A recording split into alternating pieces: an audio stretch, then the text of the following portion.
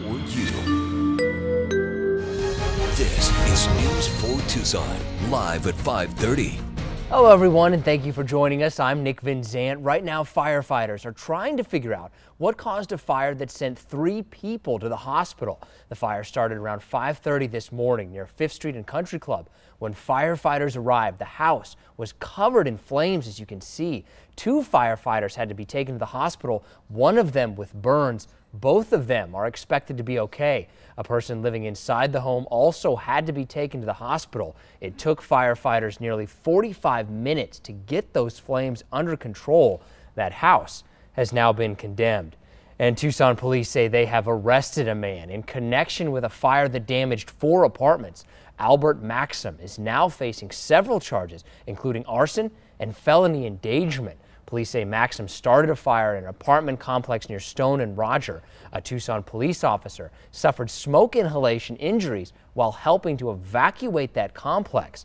The Red Cross is currently assisting 4 residents who were displaced in the fire. The Judd fire burning near Bisbee is now 65% contained. The fire started last Thursday and has burned nearly 4,000 acres. Since it's in a rugged area, crews have had to fight the fire from the air. Officials are worried about coming storms, but hope to have that fire under control. Now to see if they will get some help from the weather, let's get over to Matt Brode. Nick, I think a lot of help from the weather. First of all, let's go to our wind forecast for Bisbee, and you can see only about 14 miles per hour tonight at 11 o'clock. And as we animate this through the overnight hours, not changing too much, anywhere from 5 to 15 miles per hour. And that'll be the rule of thumb again tomorrow. So we're not talking about very much in the way of gusty winds. And we're also talking about, believe it or not, some pretty darn good rain chances before too long. We'll get to that coming up. Meanwhile, sun looking good out there on this beautiful day. A little warm. We're tracking temperatures still above 100 degrees, 102 at the airport, 102 at DM, and 101 at our Central Tucson studios.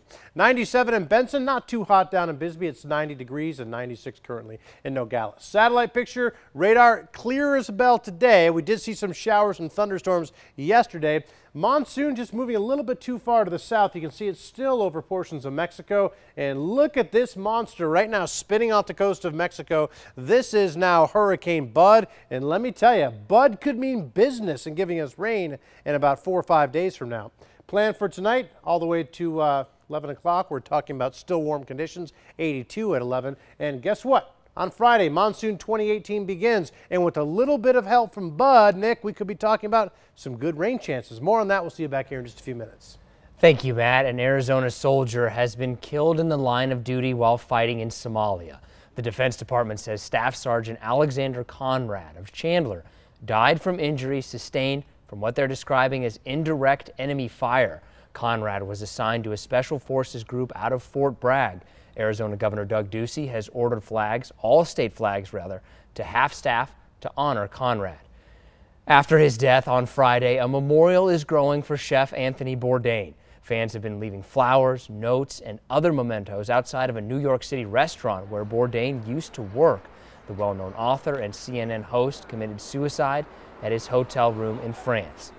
And Bourdain's suicide and the suicide of designer Kate Spade is shining a spotlight on prevention and awareness. Now an Oro Valley family who lost their son 2 years ago is opening up about the grieving process. News 4 Tucson's Eric Fink has a story you'll see only on 4.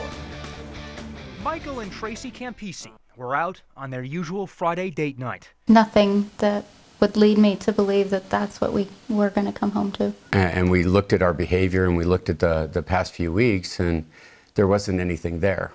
The signs weren't blatant. June 17th, 2016, their 16-year-old son Maverick, their youngest boy, shot himself with a rifle. Blonde hair, blue eyes, tall, enthusiastic, very social, got those skills from his mama.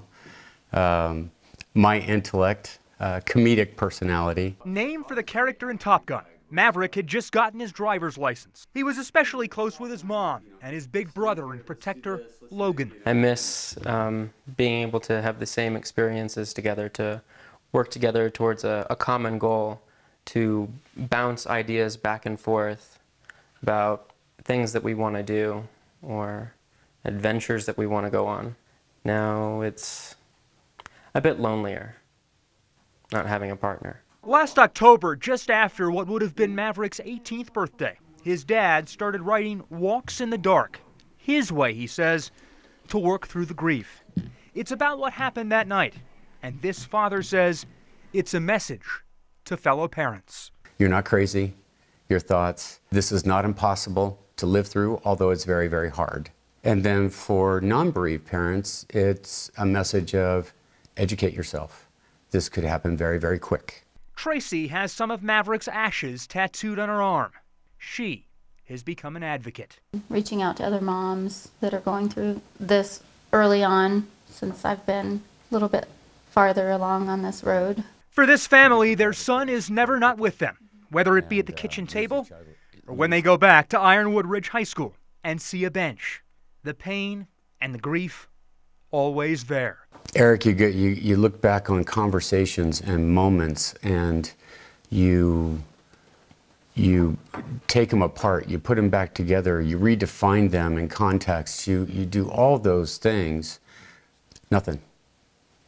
It was so far out of the realm of possibilities. In Oro Valley, Eric Fink, News 4, Tucson. Thank you, Eric. President Donald Trump and North Korean leader Kim Jong-un have now both arrived in Singapore for Tuesday's scheduled meeting. Now, this is a summit meeting where the president says he hopes to personally broker an end to North Korea's nuclear program. Bill Neely has the latest from Singapore. President Trump and Kim Jong-un are now at their respective hotels getting some rest in advance of Tuesday's summit. They arrived here in Singapore within a few hours of one another. Kim Jong-un went after a couple of hours at his hotel to meet Singapore's Prime Minister. He thanked him and said the world is watching this summit.